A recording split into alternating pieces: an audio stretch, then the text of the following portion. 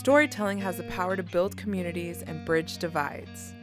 Learning about the folks around you is a simple first step. Join us as we connect with our neighbors to hear their stories and explore the ways they bind our community together. We're Mid-Continent Public Library, and it's nice to meet you. I'm Brittanie Propes, and I'm the Parks and Recreation Director for the City of Parkville. I grew up on a farm in Lawson, Missouri with 3 siblings. I'm the second oldest. I had a really big family, lots of cousins. My grandparents on both sides of my family live nearby. As a young child, I loved being outdoors. I was constantly wanting to go fishing or just wander outside on the farm. I was really involved with 4-H, so I showed different animals at the county fair. I've always tried to be a confident person, but it does not come naturally for me. In 7th grade, I wanted to try out to be a cheerleader. Again, I went to a really small school, so most people don't get cut. I got cut in 7th grade, and I was so sad about it, so I actually paid for my own lessons to go to gymnastics and do like this tumble cheer class to prepare for the next year. And so I go to, try out in 8th grade, and they post the results like on the double doors in front of the school. So everyone shows up and sees, if you made it or didn't make it. And I didn't make it. I was crushed, and I told myself, I'm gonna try one more time. And so I kept practicing. I kept paying for the gymnastics lessons. High school came around. I tried out to be a freshman cheerleader, and I went to those double doors to see if my name was posted, and I'm looking at the freshman list, and my name wasn't on it. My eyes are starting to water, right? And then just out of curiosity, I want to see who made varsity. Did any of my friends make varsity? And here I am not making it again. And so I go over to look at the varsity list, and I am just stunned. I was the only freshman who made the varsity cheerleading list. I think for me, that was the turning point where I realized you're not always going to get it on the first try, but hard work really does pay off.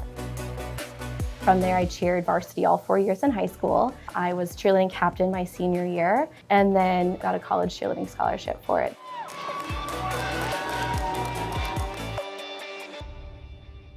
So I went to Park University. When I graduated, I was pretty lost. Shortly after graduation, I got pregnant with my son.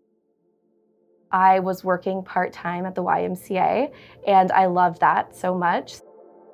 My director at the time, she was more than just a supervisor. She became one of my greatest mentors in life. And when she was leaving the YMCA, I was kind of faced with the crossroads of following her to a different community center and leaving the Y, or staying there and trying to apply for her position. But I admired her so much and thought that I had so much more to learn from her that I actually followed her to the city of Excelsior Springs and started my career there in Parks and Recreation. At that time in my early 20s, as a single mom, I was still just navigating, a lot in my personal life, but wanting to really succeed in my professional life. I started thinking about, what is my next step? Is my next step to be an assistant director? Do I want to be a director? And those positions don't open up very often. So when the Parkville position opened up, and I loved Parkville because I went to college here, I wanted to apply for the experience. I came in for the interview, and it was kind of a unique setup here in Parkville. They had the other final candidates here. It appeared that they were older than me. They were all men. The other men said they were directors already, and I was really feeling the imposter syndrome. I wasn't a director, and I'm standing there with my pink Padfolio, just feeling totally out of place. The next day, I got a call. I got offered the position. In addition to my involvement in the state and national associations, I've wanted to prove that I'm serious about my profession.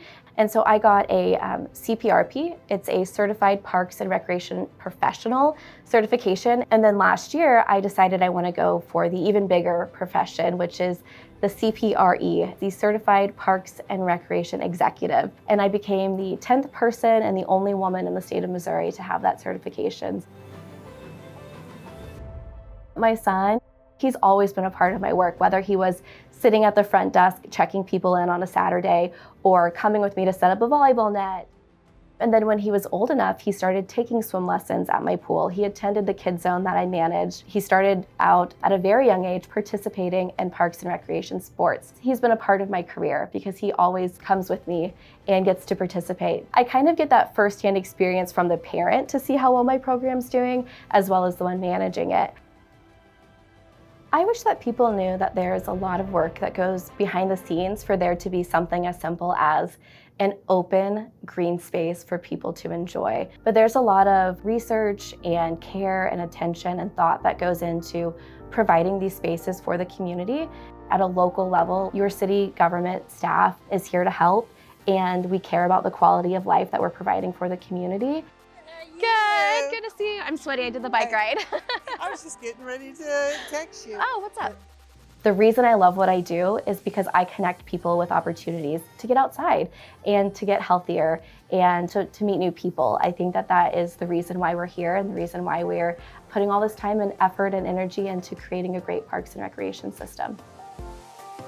I think that my legacy for being a parks and recreation director and for being a mom and kind of for all of my roles in life is that I just hope people know how much I cared and how hard I tried, whether that's parenting or managing the dog park or managing the big master plans that we have going on at Parkville. Just that I was someone who showed up and put everything into my job.